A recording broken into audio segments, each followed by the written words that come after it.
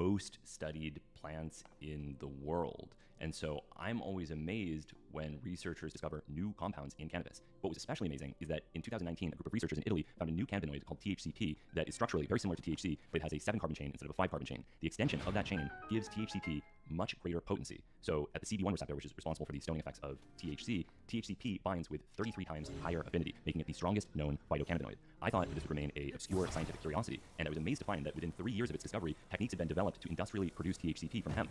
I saw that CannClear.com was selling it. I independently ordered a sample, analyzed it via NMR, and found that the material was bona fide. So if you are interested in THCP, Delta-8 THC, HHC, or any other unusual phytocannabinoids, go to CannClear.com. All of their materials are third-party tested for quality and compliance. If you use the code Hamilton, you will get 15% off any purchases. Thank you, CannClear.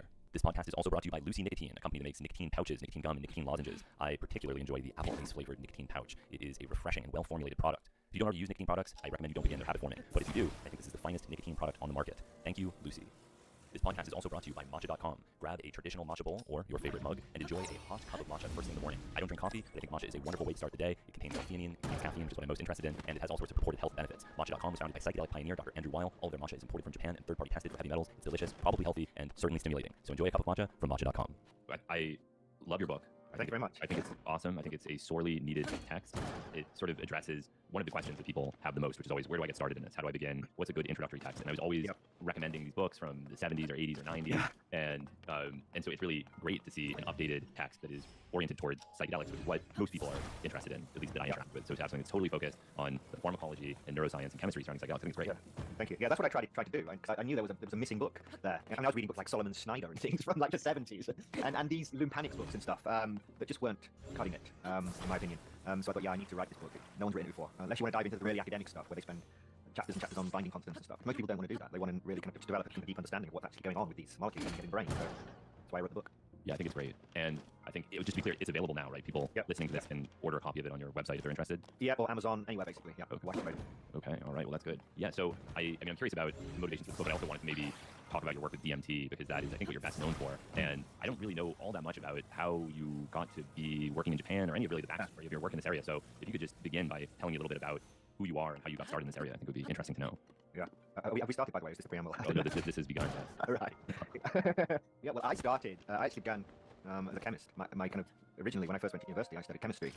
Before I went to college, when I was kind of 16, is when I first kind of discovered psychedelics, and was first introduced to Terence McKenna by a friend at school, an interview in the back of a magazine, and he spoke about DMT, and I read about DMT, and I thought, this is really cool stuff. So I was 16, 17 at the time. So I knew I wanted to go to university and learn about psychedelics and about drugs generally. So I was originally going to study pharmacology, but then a professor said, no, you should study chemistry. That's going to stand you in much better stead in the future. And I think that's good advice as well. If you're interested in drugs, study chemistry, for goodness sake. That's really important.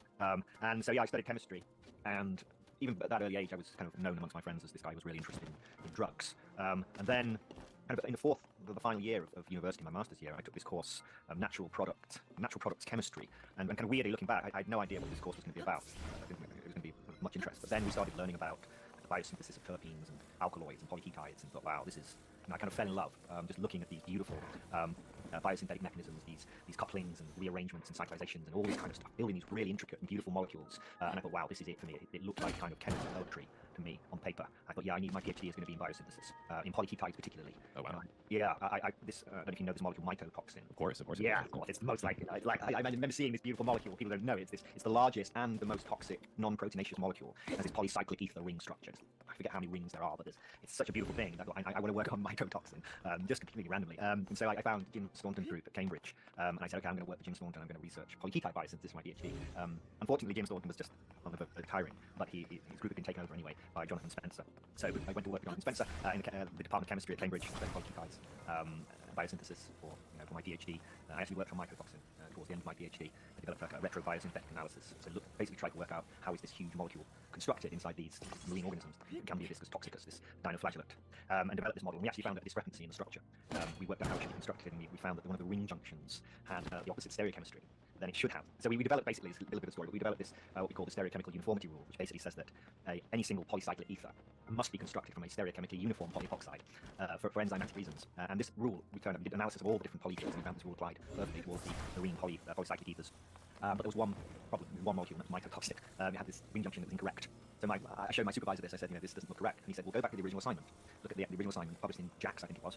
So I went there and I looked, and they had this one little paragraph that said we had particular trouble assigning this part of the molecule exactly this ring junction that I'd identified, called the JK ring junction. So we wrote this paper and published it in Angovanta, Stereochemical Uniformity in Marine Polyether Ladders, Implications for the Biosynthesis and Structure of Mycotoxin. And the paper was kind of an essay, like a theoretical model. We didn't have any experimental data. They sent the paper to Giulio Arangoni for review, and to some Japanese guy, we think, having read the referee report. Giulio Arangoni absolutely loved it. He said it should be published without a single alteration, but this Japanese guy hated it. He said, how dare you? Because it was a Japanese group that assigned the structure of this molecule. So, how dare you question the work that has taken years for this group to assign the structure of this molecule, the largest non-proteinaceous molecule.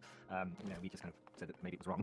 So they didn't know what to do. They had these completely opposite kind of referee reports. So then they sent it to Casey Nicolau, who we know is Nicolau because he suggested we reference Casey Nicolau.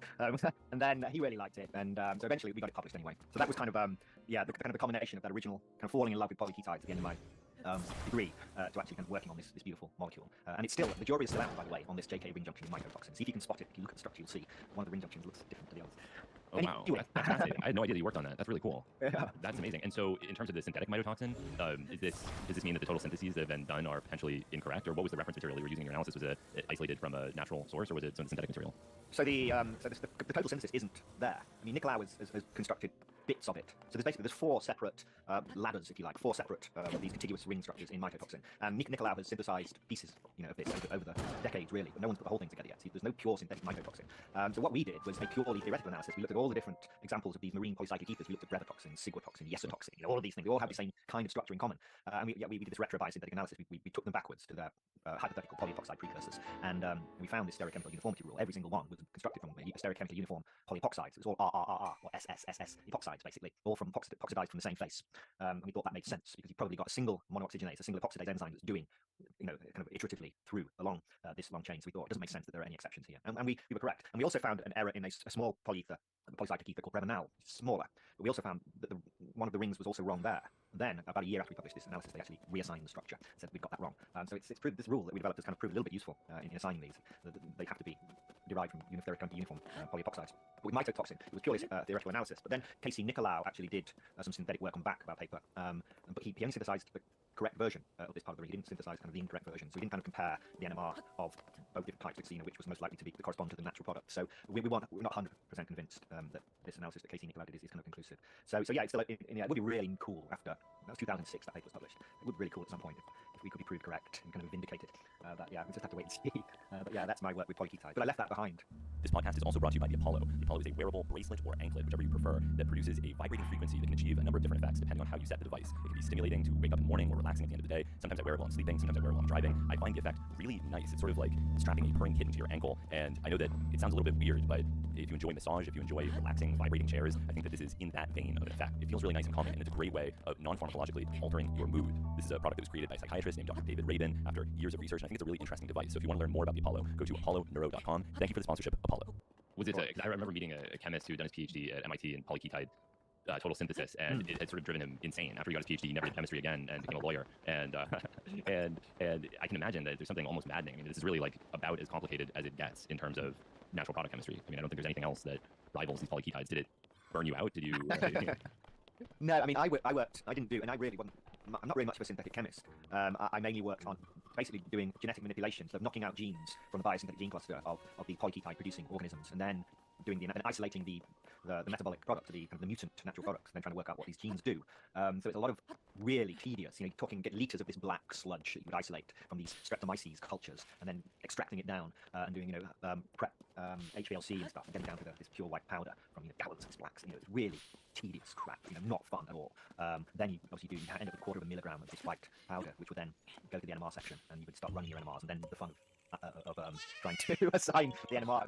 These large structures, all the carbons, they're kind of repeating structures, right? So there's a lot of overlap in all of the proton and carbon signals. So you're looking through these nosy and all these different, and trying to find where are the differences between the natural product and this molecule that I've isolated. And it might be just a shift in stereochemistry on one ring or something. So yeah, it was clear to me that I wasn't going to be doing this for the rest of my life, and I wanted to move theoretical. That's when I made the shift in neuroscience. Oh, just one more question. Yeah, polyketides. Yeah, go on. I didn't know that you did any of this. And these are also some of the most potent known poisons. So did you take any special precautions when working with these chemicals? What is the protocol when you're doing the isolation of these compounds and working with them? Yeah, so mycotoxin in particular, yeah, as I said, it's astonishingly toxic. So yeah, you have to take special precautions. I mean, you're wearing a mask, you're wearing gloves.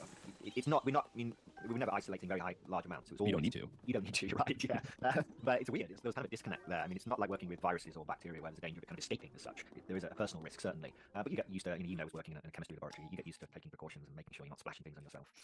Although in the realm of small molecules, it's probably closest to a virus of almost anything. I think ciguatoxin is the only substance I'm aware of that is a small molecule that has been associated with sexual transmission. Have you seen that paper? No. No, I haven't. Sexually transmitted poisoning from ciguatoxin. So it gets into your semen, is that? That is the claim in this paper. Wow, okay. Yeah, I should have thought about that. That might explain a few things. Joking. That's really cool, though. Okay, so you were doing this immensely difficult work, and then you really wouldn't continue with that the rest of your life, and you were still interested in psychoactive drugs throughout all this work, I assume. Oh yeah. So I was still, that was always the aim, weirdly, even though I'd taken this weird little detour into natural product chemistry. It certainly wasn't unrelated, right? You know, I mean, the molecules that I'm particularly interested in is psychoactive molecules are natural products. But I'd taken a detour into really toxic products instead, really complicated as well. But that stood me in good stead, getting a feel and an understanding, really just developing a sense of the beauty of these things. I mean, these molecules are just, I don't know, if you're not a chemist, it's maybe difficult to understand, but you will understand. When you look at a complicated, complex molecule, it just sends a little shiver down your spine sometimes. And wow, that is just fucking amazing. You know, this poetry that these organisms are composing with these molecules, and we still don't understand why. I mean, why does Scambia discus toxicus make this incredibly large, ridiculous? I mean, what's the mass of it? It's like 1,500 or something. Molecular mass of this. It's massive. The amount of energy, time, resources required to construct this molecule. And there are more efficient ways of making toxic molecules without this huge green system. So yeah, I never lost the love for drugs, or in fact, probably enhanced it. But I knew I needed to kind of divert myself back to a more direct working with psychoactives. So that's when I left my diverting to computational neuroscience. A bit of a shift, but yeah, that was the point. And so you were in the UK doing your PhD. Yeah, so I was at Cambridge, did my PhD, then I stayed in Cambridge and continued to work on polypeptides, so again, more in the biochemistry, or shifting more towards doing more genetic manipulation, trying to create novel polypeptides by manipulating the biosynthetic gene cluster, with the ultimate aim being that you would generate in vivo these novel polypeptides that might have pharmaceutical or other interest. But I became pretty tired with the speed of it. It's a very slow, tedious process. You have to do these genetic manipulations, take on time, it will work. And you have to isolate, so I don't know. Yeah, and the structure-activity relationship is impossibly complicated. I mean, it's hard enough looking at something like tryptamines or ergolines to have a comprehensive understanding of the structure-activity relationship. How are you going to understand the significance of a single methyl group or oxygen in a polypeptide where it's just bottomlessly complicated? Yeah, exactly. Yeah. So I decided that was enough. I'd made my contribution and left at least one kind of fairly large open-ended question that Casey Nicolau can deal with. I'm not going to do photosynthesis, but it wasn't very good synthetic chemistry. My yields were always appalling. So I realised that wasn't for me. Yeah. So then computational neuroscience. Yeah, so then I kind of felt that I studied, as well as chemistry, I studied pharmacology, so I had that kind of low-level coverage. I knew the chemistry, I knew basically the low-level pharmacology, drug-receptor interactions, subcellular stuff. But I knew there was some kind of gap at the high-level neuroscience level, so I needed to fill that. And I thought about ways to do that. How could I shift into a postdoc that was not so wet, so not practical? I didn't want to be working with rats and isolating neurons from rats or doing patch clamping. I worked in one of these labs for over a summer and absolutely fucking hated it. I hated killing rats. Yeah. And I just doing this wet stuff again. I found myself, oh my god, I'm going to be dragged back into this wet science, which I didn't like. So I thought, okay, I need to steer myself away from that. And computational, this to me is where it's, in many ways, is where it's at now. We kind of understand enough about the way that neurons behave and the way that neurons interact that we can apply this new computational technology that we have. So that it was clear that we were in the beginning now, or more than the beginning, but actually really deep into territory where computers could be used in a really good way to understand what's happening inside the brain, at both the subcellular level, so systems biology, where we're looking at the emergent properties of these complex subcellular networks of signaling molecules and how they influence the behavior of neurons, and work on that. And also network level, so how do large networks of model neurons generate and share information, and how does that relate to various functions of the brain. So that's what I did before. So I did a postdoc at the University of York and then University of Oxford. And then I got a position in Okinawa in Japan. My contract ended at the University of Oxford, and I thought, what am I going to do now? And then there was this job opening, this professor in Okinawa who just happened to be working on the same kind of thing I'd been working on at Oxford. And what is that specifically? So I was looking at subcellular models of synaptic plasticity. So particularly, how do the synaptic connections change? What is the molecular underpinning of the changes in the synaptic connection? How does it change over a long period of time in response to neural activity, basically? So it was more like systems biology, computational systems biology. So I was looking at modeling these networks of signaling molecules and looking at their emergent properties, trying to understand how the changes in synaptic strength emerge from these from these signaling molecules. And of course, that relates also to psychedelics because that's what you've got going on. You have a molecule that's binding to a receptor on the surface of a neuron, and it's manipulating, it's perturbing this complex intercellular signaling network, which ultimately has the effect of altering the function and behavior of the neuron. We got the rectal kratom guy right off camera right now. I mean, this is what you're telling me. I don't know. That's boofing kratom. It's become a meme on the internet. This is a kratom tea product. It's not intended for boofing, even if the pH of the human rectum is between 7 and 8, and the pKa of metragine is 8.1. That's just not really relevant here. This is tea consumption in hot water. That's what it's for. That's what it should be used for. If you want this tea, you can get it at topherbs.com. Okay. So then what is the lab in Japan doing? Because I remember you saying something about doing work with MDMA and octopuses. Am I imagining this? I wasn't. No, you're not imagining it, by the way. But it was LSD in octopuses. Oh, LSD and octopuses. Yeah, it wasn't me doing that work, but there was a Japanese guy in my university in Okinawa who was giving LSD to octopuses. And I don't know what he expected. I think he expected them to do some kind of weird dance or something, but they didn't. I think they just kind of did this, like hunched up, like scared, I guess. I mean, octopuses are smart, aren't they? So you can imagine them getting kind of a bit terrified about what's happening here when you give them LSD. So perhaps it's not so surprising. I forget the name of the guy now. You can probably find his papers. But unfortunately, it wasn't as interesting or exciting as he hoped when he gave them LSD. But yeah, he was doing that in Okinawa, yeah. I don't know if he still is, but he was at one point a few years ago. Was the lab you were joining also involved with psychedelics, or this was just another place to do computational neuroscience work? Yeah, it was just another place to do computational neuroscience work, really. There aren't many labs, as you can imagine, in Japan that are doing, certainly doing, work in humans. That basically doesn't exist in Japan yet. Hopefully it will do at some point in the future. The Japanese are more open to psychedelics than most people give them credit for. But yeah, I just wanted a really good, kind of prestigious lab that was doing solid work in computational neuroscience, and that was what came up. I wanted to live in Japan since I was a teenager, kind of the back of my mind. I don't know why. I've always been fascinated by Japan and Japanese culture. So this was it was a fortuitous situation, really, that my contract had ended in the UK and I needed a job. And this came up. I've been here ever since. I now moved to Tokyo, but I'm no longer in the academy, so to speak. I've now gone fully independent, left academic science. Did you have friends in Japan? Did you speak Japanese, or did you? No. No, I didn't speak any Japanese. Well, I tried to learn when I was a teenager, from books and tapes, just the tapes era, cassette tapes, but I've forgotten most of that. And no, I didn't know anybody. Fortunately, the university has a really good kind of support system. So they don't just drop you in the deep end; they support you in getting bank accounts and how to go to the supermarket. But it's a huge culture shock. I mean, you have to contend with the fact that you're going to be illiterate when you arrive. Basically, there's no way around that. You're going to be illiterate. You can't read anything. You can't read what's on the packets in supermarkets. You can't read the road signs. Although they're usually in English as well in Okinawa. That you can't go to the government office and try to deal with some minor issue. You can't call your mobile phone company, and it's like you need support for everything. And Japanese is a really difficult language to learn, which I'm still dealing with after 7.5, almost 8 years here. So I'm still not kind of native fluent at all. Yeah, I can't imagine. I have so much respect for people that study science in a country other than their own in a foreign language, because it's hard enough running instruments using these often extremely non-user-friendly programs in your native language, and then to apply all of that to a foreign environment, foreign language. I can't even begin to imagine how difficult it would be. Yeah, it's pretty tough. Fortunately, the university was actually an English-speaking university. It's a very international university. I see. Okay. It's not like one of these universities in Tokyo or in Kyoto where you really do have to. Everyone speaks Japanese, but it's still difficult day-to-day life living in a foreign country where the culture and values are all completely different in the UK. But I love it here now, so I don't plan on going anywhere soon. I think it's really cool. So you're doing the computational neuroscience work in Japan, and I was looking over your publications. I don't know exactly at what point you started publishing on psychedelics, at least in around 2016, 2015, maybe even earlier. Is that right? Yeah, a bit earlier. So I think I published a paper in a bit of a fringe journal. It was really my first paper that I published on psychedelics, which is called Building Alien Worlds, which is the neuropsychological and evolutionary implications of the astonishing psychoactive effects of DMT, where I looked at. So basically, I was interested in, why is it that you can take this small molecule, this very simple, relatively simple small, certainly compared to what I've been working on in Cambridge.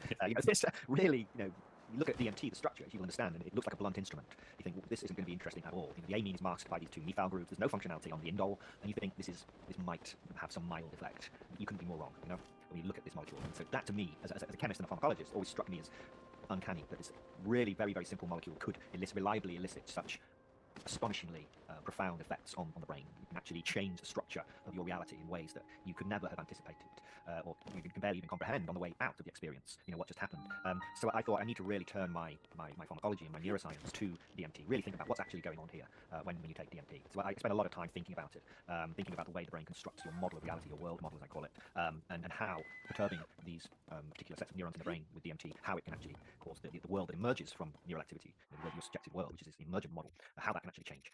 So I wrote this whole paper, the implications of what was happening with DMT. And I published that, and that was refereed by a scientist called, a psychologist called David Luke, who you might well know, and he's very big. I mean, he organised Breaking Convention, of course, you were there, that's when I first met you. And he refereed it, and so I was on his radar, and he's been wonderful actually to me. I was invited to speak, or I was accepted to speak at that Breaking Convention in 2013, and really it kind of went from there. So that's when I first became, to some extent, known within this little clique that we live within. And then I continued to write mainly about DMT, really, but also all other psychedelics as well, trying to avoid getting into the woo and the new age stuff, whilst also avoiding being kind of trapped in kind of restrictive, orthodox, scientific kind of thinking, but trying to kind of have one foot firmly within the scientific arena, maintaining a neuroscientific underpinning to everything that I'm talking about, whilst reaching out with the other hand into territories that other that other people don't often like to go, or afraid to go, or are worried about their funding and stuff. I have this freedom in that I'm not concerned about my grant applications. I'm not concerned about tenure. So I'm able to talk about things and say things and speculate on things that other people wouldn't do. And so that's what I've continued to do, really, is to think about what really is going on with DMT. What the hell is it? What do we do with an elf, as Ken used to say? What is going on? How is it possible that you can get this 100% reality channel switch by perturbing your brain with this simple molecule? Why is that different to 5-MeO-DMT? Why, when you stick this methoxy group in the 5 position on the indole, you get this completely different behavior? Why is psilocybin different? Why? And then you get things like salvinorins, and the NMDA antagonists, and the tropane, which are also wild in their own way. All of this is really fascinating and exciting to me. So really, this kind of ultimately culminated in my new book, Reality Switch Technologies, where I try to provide this unified framework for understanding psychedelics that anybody without even anyone with a high school biology education, I think, should be able to pick this book up and develop what I consider to be quite a deep and fairly thorough understanding of what's actually going on when psychedelic molecules enter your brain.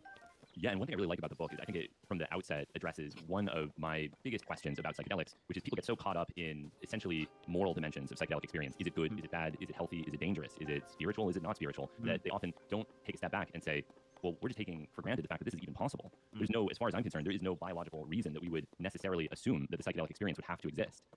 That this would be a necessary ramification of the brain or consciousness existing. But I think it becomes more clear when you clarify the fact, which you do in your book, that reality itself is a sort of hallucination. Reality doesn't exist to begin with, as we conceptualize it with our senses. And so when you recognize that reality and our experience of external reality is itself a construct and hallucination, any sort of deviation from our typical perception of that external world begins to feel, it makes more sense because you're really thinking about it in terms of adaptive or maladaptive representations of reality as opposed to accurate depictions of reality, because there's no such thing.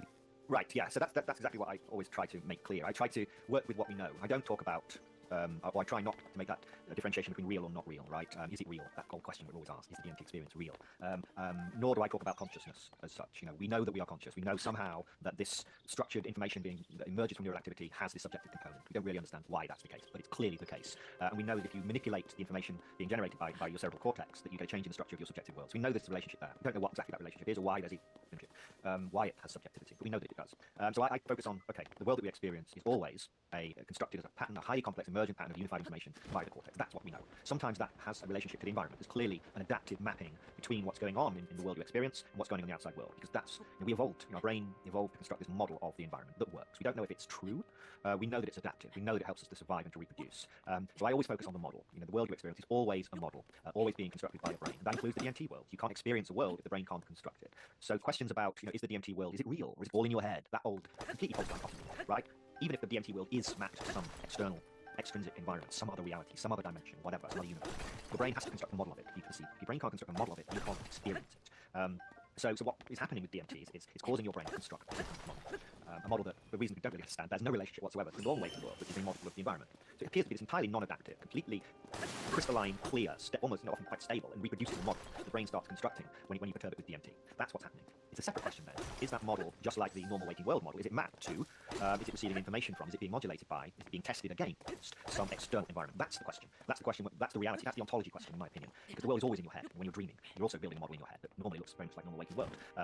And the DMT world, just like that, it's being constructed by the brain. That raises some really interesting questions, which I discussed in this 2013 paper, which is why the brain evolved to construct your world as a model of the environment. It evolved, millions of years of evolution up to the level that we're at now, where the brain is able to construct this perfectly stable and adaptive, and informationally rich model of the environment. That took a lot of time, and yet suddenly, when you perturb it with this molecule, it's like it suddenly switches to building this model that you think, when did the brain learn to do this? Why is it possible that your brain can suddenly start constructing these extremely complex, hyperdimensional worlds filled with extremely powerful and intelligent beings, and everyone starts reporting, seeing the same types of beings, seeing the same types of worlds, passing through the same kind of structures, the same kind of dimensionality. That, to me, remains to some extent confounding.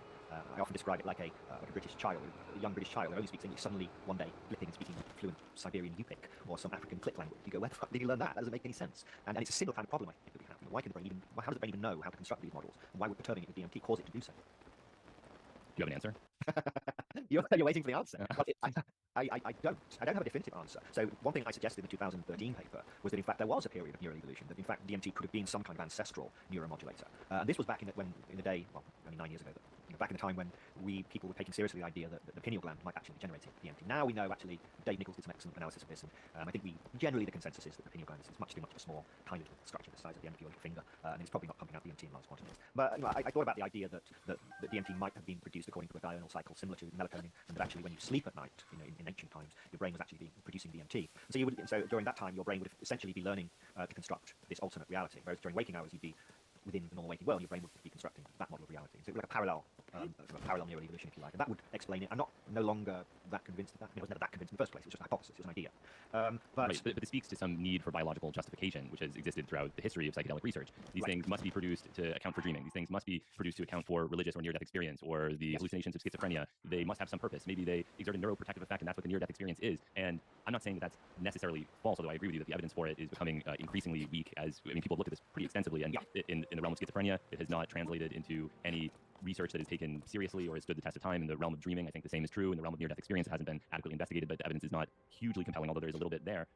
But this still doesn't account for all the other substances that fall under the broad umbrella of psychedelic, with anticholinergics or kappa opioid receptor agonists or NMDA receptor antagonists, and clearly not all of these things are endogenously produced signaling molecules. So it doesn't seem to account for it. It doesn't seem to be the best explanation that these are all systems that exist to be stimulated by endogenous psychotogens or whatever you want to call them. So the question remains: why are we able to have these experiences? That question still remains, yes, and you're right. So people have said, DMT maybe it is responsible for schizophrenia, the transmethylation hypothesis, right, going back to the 50s, I think.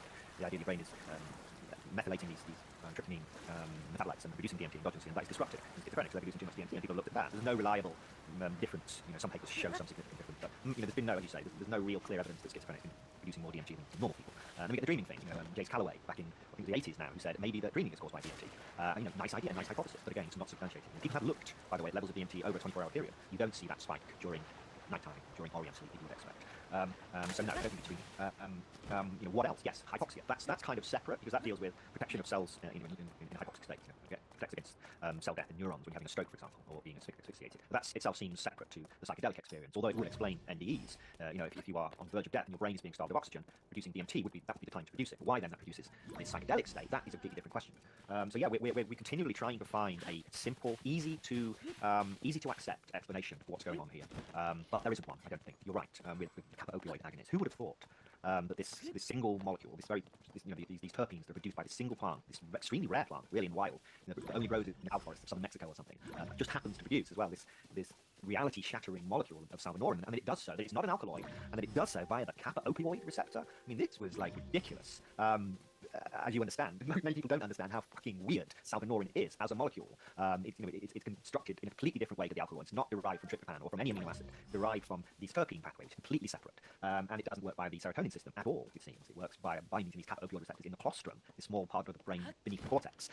So it makes you wonder what other mechanisms. I mean, in the book I talk about 4 basic mechanisms, what I call the classic mechanisms. Of course, your 5-HT2A agonism, then you get your tropines, which are muscarine receptor antagonists. Then you have your NMDA receptor antagonists, and then finally you have your kappa opioid agonists. And it makes you wonder, are there other mechanisms that we simply have no idea about, we couldn't predict, that are sitting there in the brain, this bizarre, maybe this kind of unusual, unstudied orphan receptor, when you stimulate it, switches your reality channel to somewhere completely different that no one's ever anticipated before. I mean, that's kind of exciting, right? Oh, of course. I mean, and also there's GABA A agonists as well, which are absolutely, I mean, again, the word psychedelic lacks a certain specificity, but I've used high doses of gaboxidol, and that is as psychedelic as anything else. It's different, of course. It's a different type of experience entirely, but that same sort of proliferation of ideas and perceptual disturbances is very much present. It is not in any way analogous to a benzodiazepine. This is something that is visionary and completely alien and strange. Wow. No, I've never tried anything like that, so I've not experienced it. It's worth trying, not because it's enjoyable or good. It's also not bad either. Actually, funny story, the most intense gaboxidol experience of my life was in Japan, because I was filming at a robotics conference in Japan on a very, very short notice, and I had to start filming the day that I landed. And so I thought, all right, I've got to hit the ground running. I'm going to take an Adderall first thing in the morning to reinforce this new sleep schedule, and at night I'm going to take gaboxidol at a high dose to knock myself out. And I'd taken gaboxidol at lower doses many, many times before, and I'd had mild effects from it, but because I was taking it at the equivalent of something like 2 p.m. New York time, I was much more awake and alert, and unintentionally had one of the most intense psychedelic experiences of my life, taking the stuff that I was thinking was going to just knock me out. And then I had to work the next day, and not only had I barely slept, I spent the entire night in this visionary state, trying to figure out a way to lose consciousness, but instead I was hyper-conscious, and it was something I couldn't explain to anyone else I was working with. Like, I took this confirmation constrained muscle derivative, and something really, really weird happened that I didn't anticipate. But yeah, it seems that there's almost no receptor system in the brain that, I'm sure there are, but it seems most of the major ones can be modulated in some way to produce an experience that could be classified as psychedelic. Yeah, it's fascinating, isn't it? I mean, you have these molecules that, at certain dose levels, they manipulate neurotransmitters in the way that we understand and expect. GABA modulators, we understand benzodiazepines, right? But then when you shift and you start pushing the dosages, you start to see unanticipated emergent effects going on. Whether it's caused by activity at the same receptor, and that you're getting some shift in the emergent effect at the network level, or whether you're starting to tickle other receptor subtypes, and getting a completely different effect that way as well. Often that's not clear and requires quite a lot of work, actually, to actually unpick that and realize what's going on. Because you see that, of course, with the NMDA antagonists, like ketamine. In low doses, it seems to have this quite distinctly I don't know how you would describe it. I describe it as kind of a dissociative psychedelic at low doses. Some people disagree with me there and say it's not a psychedelic. I would disagree. I think it is. And then you push further, and you get these bizarre, very different, highly dissociative anesthetic effects, where the cortical network actually shifts into a completely different type of activity you wouldn't necessarily have anticipated. So you get these kind of plateaus, and you can push further and further, and you get a really dissociated anesthetic where you can get these K-hole effects, which emerge as well. And I think a lot of that is still with many different drugs we don't really understand, and we don't necessarily anticipate the kind of psychedelic effects that you get with certain drugs. You're talking about this one, Boxidol. I would never necessarily anticipate start to get psychedelic effects, but clearly you do. Yes, yeah. I mean, muscimol would be the more common example of a GABA agonist psychedelic. Yeah. So you discussed a unitive model of psychedelic action, and from a molecular neuropharmacological perspective, there isn't one, as far as I can tell, right? You have different types of receptors, different networks of neurotransmitters that are able to elicit this sort of effect. And when people say, well, why are all these pharmacologically and chemically disparate substances capable of eliciting an effect that could be classified as psychedelic? I've never had a good answer to that question. Do you? You kind of, yeah. So, well, what I do in the book is to start with, how does the brain construct its model of reality? Or construct your world model? How is that tested against sensory information? So the prevailing model that I work with is the formulation of predictive processing, predictive coding, which is the idea that your brain is constructing, has this working model of the world. It then uses the model to try and predict the patterns of sensory information that it's receiving. When it gets that prediction right, it basically extinguishes, it inhibits that sensory information. So it isn't processed by the cortex, because in a way, your brain already knows about it. It doesn't need any more information if the model is working. But if it fails to predict the sensory information, then you get generating error signal. The difference between the actual sensory information and the predicted sensory information. You get an error signal. That error signal is then passed up through the hierarchical cortical networks and is used to update the model until the error signals decline again. So it's this continuous cycle of making predictions and testing those predictions against sensory information and then updating the models. That's happening all the time. And that, and your world model emerges out of that process. It emerges as this pattern, this unified pattern of activation of all of your cortical columns, all of those cylindrical columns of neurons that make up your cortex. And that's your world. So that's where everything is unified, if you like. You start from that. Then you think, okay, what are the ways that we can perturb this system? How can we manipulate this system? How can we alter the model? How can we alter the way that sensory information is passing into the cortex? So the flow of these error signals. Can we manipulate the predictions? Can we manipulate the integrity of the model itself? And thus its ability to make predictions? All of these things, there are many different ways that you can perturb this world-building machinery to generate what we experience as psychedelic effects. So with the classic psychedelics, for example, you're stimulating these deep layer neurons, these deep layer pyramidal cells in the cortex, which are important in maintaining the structure of the world, your world model. When you stimulate those, what is basically happening is that it disrupts the integrity of the model. It allows information to start flowing out of these well-defined networks that your brain has sculpted throughout your life, really throughout evolution, in your development and your experience. Your brain has been learning to construct a stable model of the world. When you start stimulating these deep pyramidal cells, information starts to flow out of these networks. The model gets shaken up, becomes more fluid, becomes more dynamic. Then what happens is the model starts failing. It starts becoming less able to make successful predictions about sensory information. So it's less able to quell or to stymie prediction errors, which is the measure of sensory information input. So you get an increased sensitivity to sensory information as well. So that's kind of the basis of the low-level psychedelic effect with something like a low dose of mushrooms, for example. Then when you start to push it further, you get a stronger perturbation, or with a very particular perturbation with a molecule like DMT, you start to get a behavior that you see with other complex systems, where instead of just kind of flattening this attractor landscape, so instead of just allowing the cortex to explore new states, which is really what the psychedelic state is, the cortex is moving out of this wells and valleys of this attractor landscape. The landscape kind of flattens out, and your brain is able to explore other regions of what I call this world space, the state space of the cortex. But when you take something like DMT, what seems to happen is it's like this attractor landscape collapses into an entirely new geometry. Your cortex, an entirely novel pattern of activity, an entirely novel world model starts to emerge because of this perturbation. You don't really understand why that happens, but it clearly does, because the world that you then experience seems to bear no relationship to the normal waking world. So that's kind of what's happening with DMT. With 5-MeO-DMT, you get a slightly different perturbation of these deep layer pyramidal cells. And this causes a different pattern of emergent behavior to emerge. And this is experienced as these formless white light worlds of the 5-MeO space. So that's kind of a classic psychedelic. But then we can think about, well, what happens when you stimulate with a tropane? So what the tropanes are doing is they're blocking these muscarinic M1 receptors. Now, what are they doing? Well, they are controlling the flow of error signals. So your brain can control these error signals. The error signals is basically when your brain gets predictions wrong about the evolution of sensory information, it uses the error signals to update its model. But it can control the volume of these error signals if it doesn't really trust the sensory data. So if you're driving down the road at night and it's really foggy, your brain, the sensory data might be quite noisy and messy. So your brain doesn't really trust it. So basically, it turns the volume down on these error signals. Whereas on a bright sunny day, it trusts the sensory information more. It trusts the error signals. It turns the volume up. And the volume control is partly acetylcholine binding to these M1 receptors, which are excitatory. So they increase the volume of these error signals. So what happens with the tropanes is that they block these M1 receptors, they're M1 antagonists. And so they turn the volume down on all of these error signals. They turn the volume down on the sensory information. It's like you're entering an environment where your brain doesn't trust the sensory information at all. So your world model becomes completely disconnected from sensory information in a way, or from being held account by sensory information, by sensory testing. And so this is why the tropane world becomes unmoored from the external world, and so it can become very, very dreamlike. Phantom smoking, which I'm sure you've seen, where people will smoke cigarettes for long periods of time. And what's happening here, I think, in my way of thinking about it, is that there's been some fleeting idea in the head, did I just light a cigarette? Now normally you would think, did I just light a cigarette? No, I didn't. But if you get that idea into your head and your brain kind of incorporates this cigarette into your world model, and that's not corrected, so you're not receiving the error signals that say, hey, there's no sense information coming from between your fingers, there's no curl of smoke. It's, all of that would normally correct that model, and you would notice then that the cigarette would be removed from the world model. But here, in the tropane state, that's never corrected, and so people will continue to smoke this clearly non-existent cigarette for long periods of time, or people will entertain people in their room for hours on end. They'll be kind of having a party with all these people in their room that don't exist, because the errors aren't created. So they're having a kind of waking dream.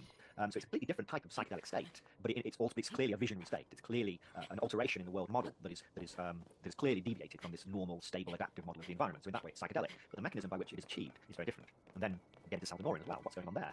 Well, the colostrum is involved. I see it as like the orchestrator of cortical activity. It has this global inhibitory effect. It's controlling cortical activity. If you stimulate the colostrum, which is connected to almost all areas of the cortex, the person will basically become unconscious, or they will lose their memory briefly. It's like they're not there for a few seconds while you're stimulating the colostrum, because the colostrum has this overall inhibitory effect on the cortex. Now, what Salvadoran is doing is binding to these kappa opioid receptors, and it is inhibiting the colostrum.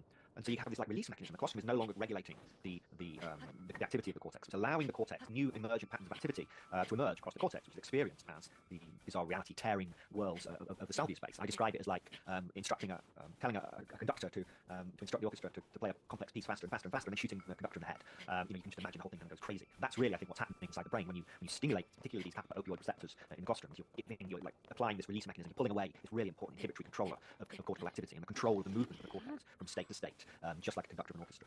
So that's the overall mechanism, the kind of high-level mechanism, I think, what's going on with Salvanorans. So there are a number of ways to achieve. Ultimately, it's all unified by you're altering the way you're perturbing the world-building machinery of the brain, causing it to construct a different model. And that, to me, is that's where the unification takes place. But you're right. There's no unification in terms of different ways that you can achieve that. There are a number of what I call them switches, really. These multi-level mechanisms that start with stimulating or inhibiting, antagonizing a receptor, but then it has this network effect, subcellular effect, the effect on the emergent properties of these subcellular networks, and then ultimately changing the cortical network activity, actually constructing your world model. Right. That's it in a nutshell. Yeah. I mean, I understand what you're saying, and I understand that you can see this as unitive in the sense that these are all disrupting world building, but this fundamental issue of the disparity in mechanisms remains, and why, I mean, I guess that is the answer as far as you're conceptualizing it, that it is different ways of disrupting these models of reality. And it makes me wonder about all these other attempts. I mean, what are your thoughts on Robin Card Harris's work in the default mode network, which is maybe another attempt at somehow, although I don't know how much they've looked at other psychedelics and their patterns of alteration of functional activity in the brain, but is there any neuroimaging unity in these different states? Is there any kind of... Yes. Yeah, the answer is yes. So the default mode network, this is a very high-level network. So this is a network of networks. So the cortical network, as I refer to it, is this highly complex network of these cortical columns. These basically the smallest functional unit, if you like, of the cortex is this column, this cylindrical column of neurons. We call it a cortical column or hypercolumn. And these are packed together like a three-dimensional mosaic. It's the pattern of activation of these cortical columns that generates the information that is your world. However, you also have each of these kind of areas of the cortex, of this network of cortical columns, also connects to other areas. So you get these networks of networks. And the default mode network is this very high-level network that sits at the top of the hierarchy. And the default mode network is important in controlling the activity of other parts of the brain and has this kind of top-down effect. And with neuroimaging, you can't see, certainly currently, you can't see kind of disruption at the cortical column level. You can't see individual changes in cortical column activity, which is kind of what my model talks about theoretically. What you can see is the change in the connectivity between these networks of networks, these high-level networks. And so that's why I think Robin's work, real pioneering work really on functional neuroimaging of psychedelics, looks at the disruption of these high-level networks. It's the same principle. You've got disruption of the world-building machinery, disruption of these, the activity of these networks, the way that these networks interact with each other, the integrity of the networks themselves. All of these things are disrupted, but fundamentally, it's the change. It's the perturbation at the low level, the level of drug receptor interactions, at the level of connections between neurons. How the way that neurons share information change under the influence of psychedelic, which is bottom-up effect, which then affects the way that cortical columns interact. And thus, ultimately, you start to see global changes in cortical network activity, global changes in the way that these networks maintain themselves and how they interact with each other. So you see disruption. You start to see the default mode network. You start to see reductions in what's called functional connectivity. So when these different parts of the brain are active together, that starts to be disrupted. So you start to see the integrity starting to break down. You start to see networks that were once fought against, that once antagonized each other, they start to lose that ability. So you start to get networks that once didn't really speak to each other. You start to get communication, cross-network communication. It's all indicative of the same process going on at a much lower level, which is the disruption of this world model. So yeah, that's what you're seeing in the functional neuroimaging. It's just a different, because you always have this disconnect between what the pharmacologists are talking about, molecular pharmacologists are talking about, drug receptor level, and what the neuroimaging people can actually image, and what they're interested in. Of course, they're interested in the high-level changes. Why has the world become less stable? Why does it become more fluid, more unpredictable? And you can visualize that using functional neuroimaging. That's really what Robert Carter Harris did. mean, one thing that I've always had difficulty with a lot of these models of how psychedelics exert their effect is that you can find similar sorts of alterations with non-psychedelic drugs. So people will talk about spinogenesis or synaptogenesis or increases in neuroplasticity, and you see very similar things with drugs like cocaine as well, yet they are not being looked at as drugs. They exert an effect that is totally dissimilar. So do you see that there is something fundamentally different from other drugs in the way that these act? Yeah, I think so. I think there's limitations in what you're going to observe.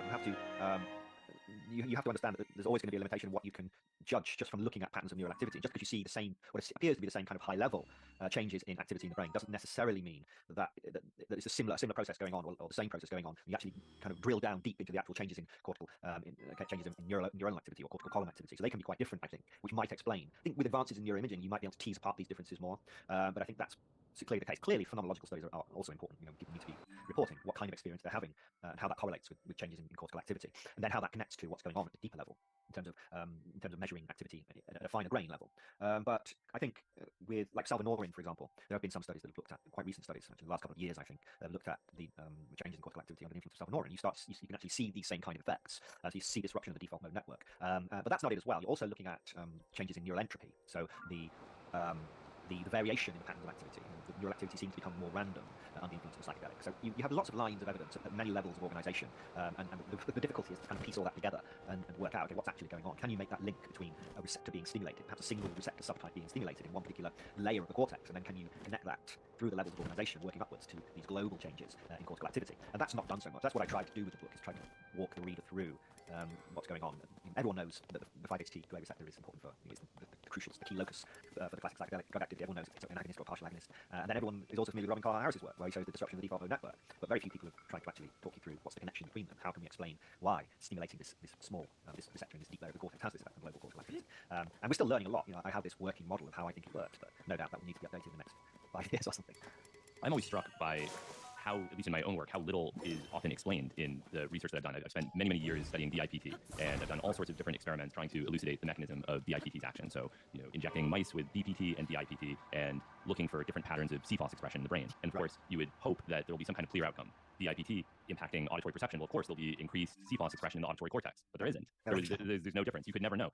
And if you look at the constellation of receptor binding of DIPT relative to something like DPT, not a single receptor stands out that has any explanatory value. I've recently identified a obscure target that actually may explain something. I haven't published it yet, but this is, who knows? It may be that this is also a mistake of some kind. But one thing that I'm struck by over and over again is that with all of the work we have done and with our, with the best tools that we have, I don't think we'd be able to predict a lot of these states based on what we observed in terms of any of the neuroscientific work. We know because people experience these things that this is what they do. But if you didn't know that people experience these things, would you ever be able to predict? There isn't a single scientific paper published anywhere that you could know that DIPT would exert its effects primarily on auditory perception. There's not any evidence for that outside of human use. If it weren't for human use, you would never know that about it. And I think that the same is sort of true about psychedelics in general. Do you think that we would know this if it weren't for human experience? Do you think that there's something conclusive in the way that they interact with the brain that would allow you to predict this sort of activity? I think you could perhaps predict. I mean, using network computational models, you might be able to predict that stimulating a particular receptor, or at least stimulating a certain layer of neurons, might disrupt the model. You might be able to say something very kind of broad and general and vague like that. But I certainly don't think we're at the point where we can say, oh, if you alter this methylation status of this amine, then that's going to make it auditory, or this is going to have this particular type of effect. We're not there. We're very far from being there, because the problem is that we're dealing with a complex system, and I mean that in a technical way. That your brain and your world model is an emergent system. The function and behavior of your brain emerges from the highest level of a hierarchically organized complex system. Complex systems embedded in complex systems. Your cortex is a complex system that emerges from the interactions between billions of neurons. Each neuron in itself is a complex system that emerges from the multitude of interactions between these subcellular signaling networks. So it's doubly difficult there, or more. It's probably exponentially more difficult then to predict what's going to happen at this highest level of organization when I perturb one of these complex systems at the lower level. It's almost impossible to predict. And then we have all of these different ways you can perturb it. You have all these different receptor subtypes. Each receptor is perturbing the subcellular network in its own particular way. And that might change as well, depending on how you stimulate that receptor. The functional selectivity comes into the picture now. It's like, oh no, this just made everything worse, right? We had the beautiful classical idea that the receptor is you switch it on, you switch it off. It's like, this is perfect, we now have it. And then people come along and say, actually, no. If you stimulate with this molecule, it switches it on in this way and generates this pattern of emergent behavior inside the neuron. The signaling network changes in this way. But if you use this molecule, the same receptor, it's also an agonist, it's also activating the receptor, but it changes the activity in a different way. So that in itself is like, we can't even predict what's going to happen with a single neuron when you stimulate the molecule, because then you've got all these different receptors which might also be tickled to slightly different degrees, and each one has its own functional selectivity profile. So you have a complex system that's being stimulated in a very complex way by one molecule, and then that itself is part of a larger complex system, which is the cortex. So just talking about it kind of makes your head spin a little bit, because you just find these pockets of complexity everywhere you look. And so it doesn't surprise me. It amazes me. It fascinates me. I think it's remarkable. You can change a molecule in such a subtle way, and yet and generate completely different effects, or highly specific effects. Shift from visual to auditory. That's amazing. But I don't think it's necessarily surprising, given what we understand about or don't understand about complex systems, right? And this is where computational modeling comes in. This is where we have to think, okay, we need to start modeling these complex systems. But you're right. We're so far away now. We're still at the stage where we have to. It's brute force. It's finding new molecules and then pumping them into human brains and seeing what happens. We're still there. And I think we're going to be there for some time yet. And so that brings us to the extended DMT infusion work, which is what you are best known for. And this, I think, is so interesting because it's really out there work. And I'm under the impression that you started this work, that it's underway. I know you co-authored a paper with Rick Strassman about it in 2016. So could you tell me the history of this project and this idea and where it currently stands? Yeah, so as everyone is aware who's used DMT, who's interested in DMT, it's the most bizarre and shattering experience. You kind of pop into this space, you're hurtled into this space, kind of look around wide-eyed for a few minutes, and then you kind of drag back out again. So it's in many ways, for many people, that's more than enough. But there are people that think, wait a minute, this place needs exploring, we need to get to grips with this space. It's not enough to spend 3 or 4 minutes in there at a time. It's like I think like a deep-sea diver. It's like you need a mechanism to push someone into the space and hold them there, rather than just be limited by 30 minutes on a tank. You want a way of keeping them down at these levels and keeping them alive. So I think of it like that. What's that transition between normal kind of open water diving and deep sea diving? That to me is the difference between normal kind of standard bolus injection of DMT, 30 milligrams at once, and the extended state. It's thinking about how can we extend the DMT experience for 30 minutes, for an hour, for 5 hours, for a day, if you want, right? So that was the original impetus, the motivation, if you like, trying to think about this. But then I started looking at the pharmacology. DMT, as you know well, it's remarkable on so many levels, in that its pharmacology is so interesting. And Rick Strassman in the 90s is of course famous for all of the trip reports that became part of DMT, the spirit molecule. But he also did this important study where he injected people with DMT at 30-minute intervals and measured their response on his hallucinogen rating scale to look at the subjective tolerance of DMT. And he found that he was getting the same response every time. There was no subjective tolerance to DMT, even with closely spaced doses. So that, for me, together with the fact that DMT is very rapidly metabolized, very cleanly metabolized, it just struck me that this molecule, dimethyltryptamine, has all of the requisite pharmacological peculiarities that anesthetic drugs do, drugs for general anesthesia. So in general anesthesia, what you don't do, and I'm not an anesthesiologist, but at a high level, what you don't do is kind of just inject someone with a drug and put them to sleep. What you do is you use an infusion machine. You inject them with a very short-acting drug. It doesn't have subjective tolerance, and with informed by a pharmacokinetic model, such that you understand how quickly it's entering the brain, how quickly it's being metabolized, all of this mathematically modeled beforehand, and that gives you an infusion rate that will, in theory, maintain the level of the anesthetic drug in their brain at a fairly steady concentration. So you can keep them under anesthesia in a very controlled way. You can push them deeper, if you're cutting maybe, making an incision, you can push them a little deeper, you can also bring them out into a more shallow state of anesthesia. So you have a lot of control over this by maintaining and manipulating the brain concentration of anesthetic. So it struck me, wait a minute, DMT has the same properties, it has the same qualities. It should be amenable to using this technology, which is called target-controlled intravenous infusion. That's the standard technology in anesthesiology. So I thought, okay, let me take this idea further. Let's see if we can actually create a kind of a proof of principle model and actually show that this would work in humans, that you could maintain a relatively stable brain DMT concentration. And for that, I know that I needed actual blood data. I needed blood concentration of DMT over time data. And I knew that Rick Strassman had that because I'd seen it in his one of his papers that he published in the 90s. So I just sent an email to Rick and said, I'm interested in producing this model, writing this paper, this idea for extended state DMT. Like 30 minutes later, he sent me this old Excel file, which was badly labeled. But the anesthetic, but I was kind of able to make sense of it enough to actually build this mathematical model, pharmacokinetic model DMT, and that formed the basis then of this paper, which I published with Rick, which received a lot of attention. It was both positive and negative, I dare say. I'll talk about negative as well if you want, but largely positive, and it spawned a lot of quite a lot of hyperbole, really. Scientists are building up DMT machines to communicate with aliens and this kind of stuff. Just the usual media stuff that went along with that. But that was, in terms of my kind of direct involvement, that really kind of, at least, in Japan, I'm not injecting people with DMT, so please don't email me, people, and say, can I volunteer for this? Because it's not something I am actually doing here. But I knew that the technology should work, and I knew that people would become interested, and they did. So the Imperial College team, particularly, they've taken this the furthest. So they took the idea and refined the model. They produced a much better pharmacokinetic model than I was able, than Rick was able to produce, one that was actually ready to be deployed in humans. And this is 2016, I think. I published the paper with Rick. And now they've actually just finished at Imperial College the first study in humans of this, what's called, come to be known as DMTX. And so they've got people under, if you like, or held people in the DMT space for about 30 minutes. It's a small pilot study, which should be published next year. The paper should be submitted towards the end of this year, so this month, I guess. And they're starting to see what I predicted. So I predicted that what you would start to see is that after this initial roller coaster phase, the initial stage is you're kind of thrust into the DMT space, the brain would start, the state should start to stabilize, because your brain would effectively settle, if you like, into constructing this alternate world model, and that would allow you to navigate and explore the space, to establish communication with beings within the space, that kind of thing. And there is some evidence that even at 30 minutes, you're starting to see that now, that they go into the space. Yes, it's an initial rush and it's all crazy, more wild, chaotic, but then everything starts to stable out. So there's really pleasing evidence, in my opinion, that this can be continued, that you could in fact hold people in there for hours at a time.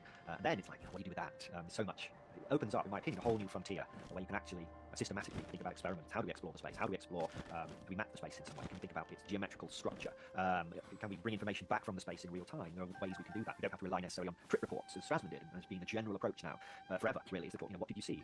What did you experience? That to me is very useful. So developing techniques for bringing back information. This is kind of Leary's experiential typewriter back from the 1960s, but bringing that into the modern age. Can we establish communication with these beings within the space? Real-time, two-way communication. Information coming from the team waiting on the outside, then being delivered to entities, beings on the inside. And how would this be done? You're saying that this information could be conveyed in a way that is separate from a trip report. What would be that technique? Yeah, that's a good question. So in the 1960s, so Leary had this experiential typewriter, which was 2 keyboards, one in each hand, with I think it was 5 or 10 buttons on each keyboard, and it was connected to one of these needle things that drew on the paper.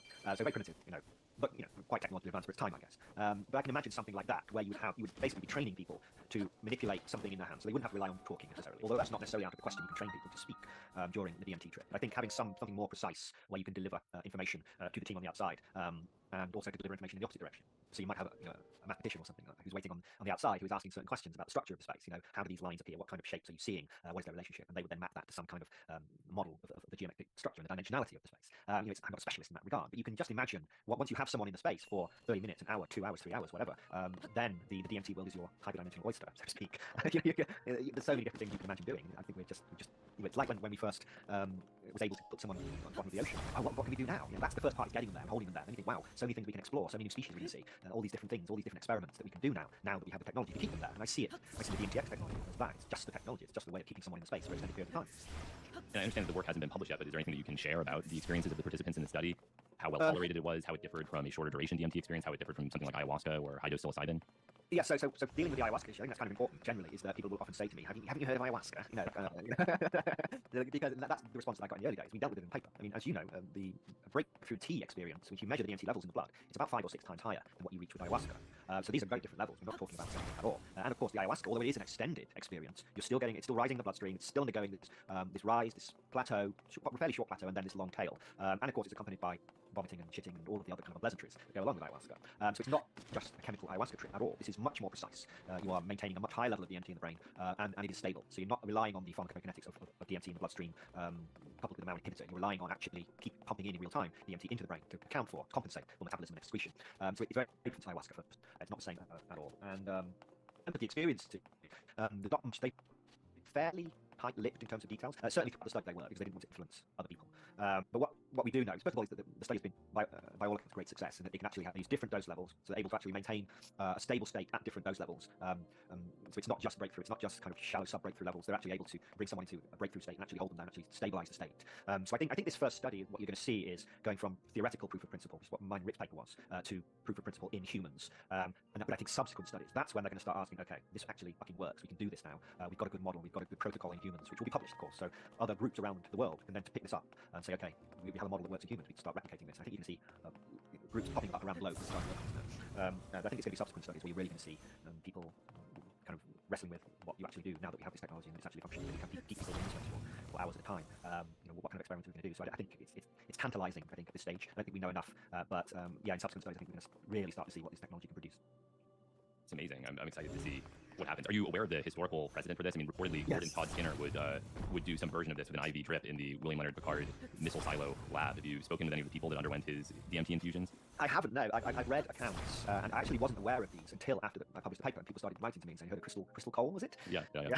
And so, I realised then that there was riding the waves of DMT, so to speak, doing this in a kind of a more crude way, if you like. But it's kind of cool to see that this idea has some historical precedent, and people have been thinking about this before. So it's, I don't claim to have this completely novel, amazing idea, but it's just thinking, really what I was trying to do was say, okay, let's bring our best tools to the table, our best pharmacological and clinical tools. And to me, that is what you should be doing with DMT. Again, this is where I'm getting into the negatives, kind of potential negative responses to the work. People saying, oh, this is a sacred molecule, you should be treating it with more respect, you shouldn't be pinning people down and sticking a needle in their arm. They're not pinned down, by the way, but anyway. But to me, I feel the complete opposite. I think if you really take seriously the idea that we could be somehow communicating with some other intelligence, which I don't discount at all, wherever it's from, whatever its origin, whether its structures deeply embedded in the collective unconscious or some other dimension, whatever. If we really take that seriously, then it's not particularly diplomatic to kind of burst into their realm for 5 minutes, even if you do it facing due east on a hand-woven rug with a lovely hand-blown glass pie. Lovely. But it's not particularly diplomatic to burst into their space, look around wide-eyed and go, fuck, this is amazing, man, and then bugger off again, as people say in the UK. That's not particularly respectful, in my opinion. And the most respectful thing to do is to treat it as this incredible technology that it appears to be, and bring our best tools to the table. Think, how can we being much more diplomatic by entering the space, looking around with great humility, understanding we know so very little about the space, and going with it with an open mind, wanting to learn, wanting to actually establish communication with whatever it is that is in this space. That to me is much more respectful way to deal with DMT than it's just some wild roller coaster that you do, kicks or wild roller coaster because it's amazing. Oh, have you seen this? Take this drug, it's astonishing. That's a good start, dipping your toes into the water like that. But I don't think once we've mastered that, which we kind of have, we've taken that to as far as it will go, vaporizing DMT, we've kind of reached a stage now we can do that quite efficiently. I think really we need to start treating it as this remarkable technology that it clearly seems to be, and approach the DMT space in a much more serious way, in sincere way, with a sincere aim to understand, to explore, spend time with in the space, with the beings within the space. Do you agree with that, Hamilton? Oh, certainly. I mean, I certainly don't think. I mean, I would never say that what you're doing is desecrating DMT. I mean, I don't. Right, I'm sure you would. Yeah. That strikes me as a completely ridiculous criticism. What I wonder, and this is not a criticism of the work, but it's just something that I've observed, particularly in the work of John C. Lilly and Marcia Moore, that there can be a sort of seductive desire to understand the space by spending more and more time. If I just take ketamine one more time, then I'll understand ketamine. And if I take it at a variety of doses and take it in a sensory deprivation tank and I keep going back, then eventually I'll understand the space. And this is not to say that you won't gain an understanding, but there's something about it that feels maybe analogous to somebody that becomes very fixated on lucid dreaming in order to understand their dream world. But are they understanding the world of dreams broadly, or are they understanding their own psychology? I mean, there's a suggestion in what you're saying that there's something maybe universal in this space as opposed to personal. And I've always had this idea that was shared by Alexander Shulgin, that the molecule doesn't contain information. The molecule is not conveying ideas. The experience of the psychedelic is something that is generated entirely in your own brain. And so my question is, do you think that there is something, you talk about the geometry of the space, and I don't doubt that there can be a geometry of the space, but to what extent do you think that this is a universal space versus a personal one? That's a great question. I don't think we know. I think it's probably a combination. I'm pretty sure that, as I said at the beginning, whatever the nature of the space, whatever the nature of the DMT space, your brain has to construct a model of it, and it has to draw on what the machinery, the patterns that it has learned to construct. And so I think you're always going to see a personal element, a personal aspect, even if the DMT space really is a true other dimension, another reality. You're always going to see personal aspects. Your brain is always going to draw upon the archetypal structures, these deep inherited structures that go way back to the beginning of human civilization.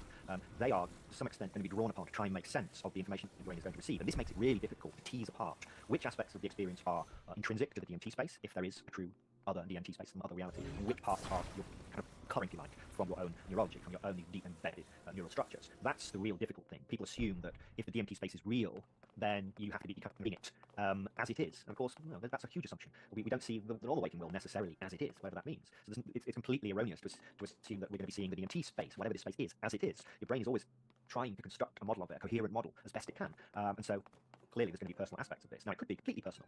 That's also a possibility. It could be that you're activating deep embedded structures from your ancient structures, from the collective unconscious, which is really these inherited patterns of neural activity that have been inherited over hundreds of thousands of years.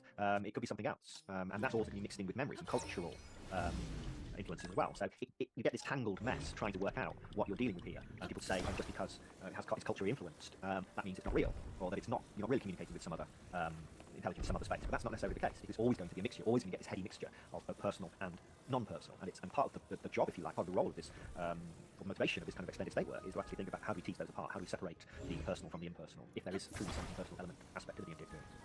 And do you see DMT as representing something fundamentally different from other psychedelics? Because, of course, every molecule has its own constellation of affinities and functional activities at different receptors, but I've always seen DMT primarily as a substance that is unique in terms of its pharmacokinetics. I've always felt that many of the states that DMT can produce can also be produced by something like LSD. The difference is that in order to achieve that effect with LSD, you will be incapacitated for an entire day, whereas DMT can allow you to reach that same peak and then return in a relatively short period of time. I mean, that's not to say that there aren't differences between the psychedelics. There absolutely are, and I've tried DMT and BET and MET and MPT and DIPT and DPT and all these different tryptamines, and they're all different, but I felt that the major distinguishing factor of DMT, in addition to its profoundly visual effects, is that it's so rapidly metabolized that you can somewhat safely and comfortably go so deep and still return. Yeah, that's clearly. I mean, people have described. I mean, I've never had what I would call superheroic doses of psilocybin, but people have described entering these similar kinds of states, reaching these same kind of states. Kalindi Lee, I can't remember how you say it, he was like 40 dry grams. I mean, like insane doses of psilocybin mushrooms. And he would describe going to these other worlds in great detail. So I think DMT is not necessarily unique in being able to do that, but as you say, what it is unique is in being able to take you really deep, but not having to deal with a 5, 6, 7, 8, 9, 10, 11, 12 hour trip. You can go in and out very, very quickly and very, very cleanly. That's what makes DMT, I think, unique. And that's, of course, what makes it amenable to this kind of extended state protocol, is that you can bring someone in there and you can maintain the level. You can bring them out. You can push them deeper. If they say, I want to go deeper, this isn't deep enough, you can push them a bit deeper. If they say, this is too much, you can bring them out quite quickly in quite short order. Within, really a few seconds, you can start to bring someone out of the state and have much more control. You just can't do that with the other classic psychedelics. You certainly can't do it with LSD, and you can't do it with psilocybin either. But with DMT, you have this unique opportunity to be able to push someone really as deep as anyone would want to go with a psychedelic, and yet maintain this control over the depth and over the duration. It's kind of a remarkable thing that we have, a remarkable tool, I think. I agree, yeah. And yeah, I mean, I really recommend people listening to this check out your book. I also just appreciate that you chose to make it accessible to a broad audience, that it isn't presenting itself as an academic text, because I think that there's a lot of insecurity in the world of psychedelics where people desperately want to show that they're serious. They're not one of those hippie types. They're not just trying to get high. They're serious academics. And so in an effort to look as serious as possible, they sometimes make their work dry and inaccessible. And I appreciate that there's an artistic dimension to what you did, that it's designed to be beautiful and accessible to people. I think it's a really valuable thing to do. So thank you. Thank you. That's very kind words. Yeah, that's what I attempted to do. I also have a course on YouTube, psychedelic neuroscience master course. I also go through like 8 units. I go through the neuroscience, taking people through. I don't assume anything because there's so many people interested in psychedelics who don't have degrees in pharmacology or in chemistry or in neuroscience, and you kind of need a bit of all of those to really understand psychedelics. So I knew there was a gap in the market here. There was this space that just was begging to be filled. I read so many bad books or bad explanations of what psychedelics are doing, even from academics.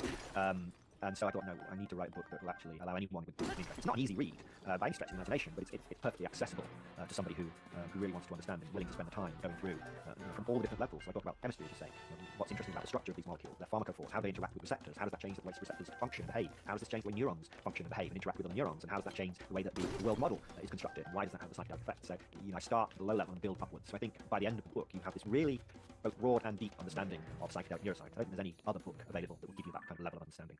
Yeah, I don't think so either. And for anyone listening to this that wants to learn more about your work, where should they look? What's a good place to follow you and find your research? Yeah, so my website is alieninsect.net. There you can download the first chapter of my book, Reality Switch Technologies, Psychedelics as Tools for the Discovery and Exploration of New Worlds. They have the video, but anyway.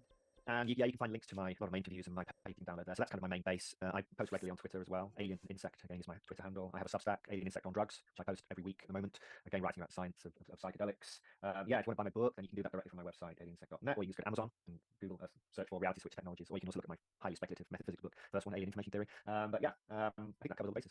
Yeah, thank you so much. This was great. Thank you, Hamilton.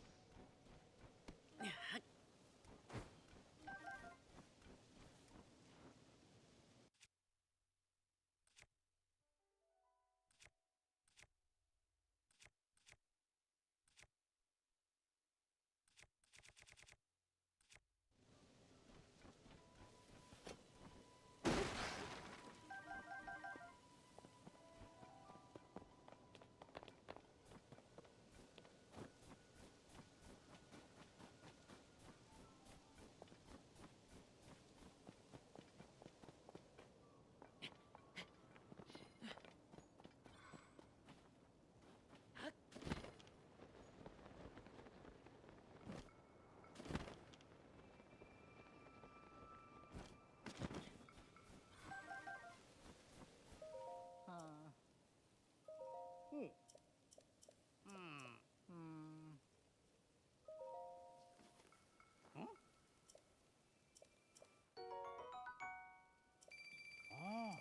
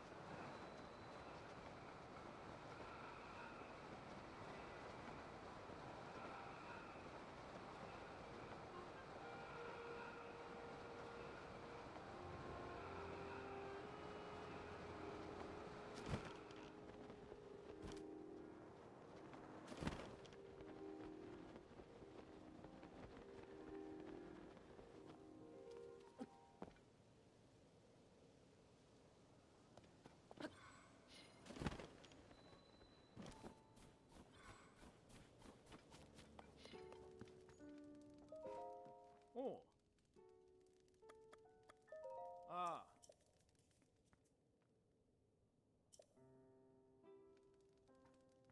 Oh. Ah.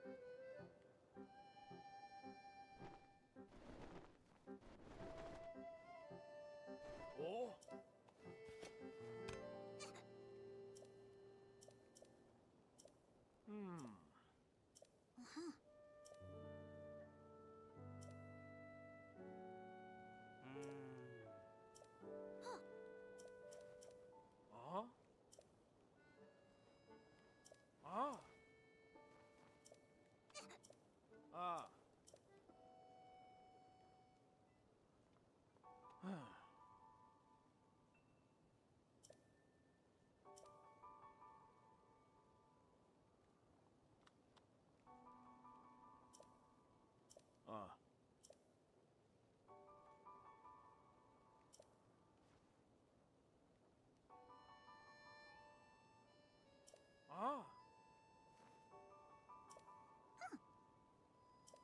Oh.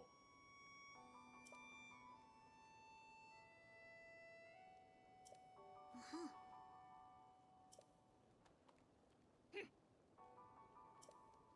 Oh.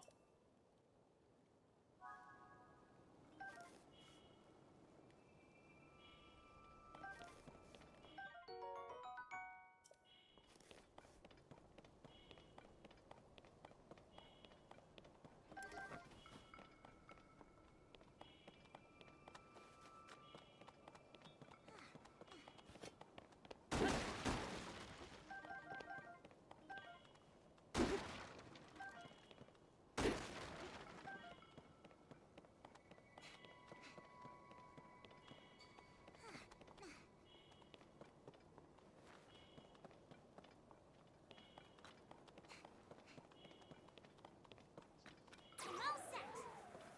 Now!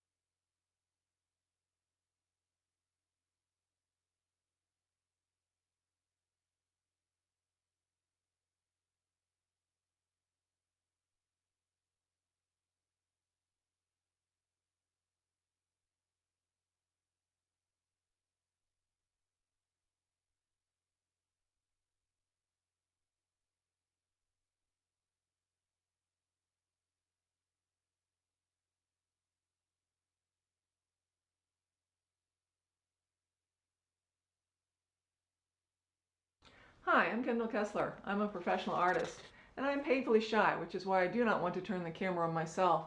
For 20 years, I stood in front of large groups of college students and pretended that I didn't want to run out the door, while I could feel my low blood pressure become high blood pressure. Now I sell my originals and prints online. Some of them are recent, some of them are fairly recent, and others date back to the beginning of time. It is my dream to have my artwork all over the world and to support my husband's naturalist efforts. Clyde Kessler is the most knowledgeable person I have ever known, and I believe he can solve. Welcome to Toey Hill and recently did this painting. This is Crater Lake Dock. Beautiful, beautiful park that we spent a lot of time at. I love swimming in the lake. It's just such a nice place, and spent a lot of time in my life around boats. So this is a especially nice scene for me. Brings back all kinds of memories when I was young with my dad. It was only one of the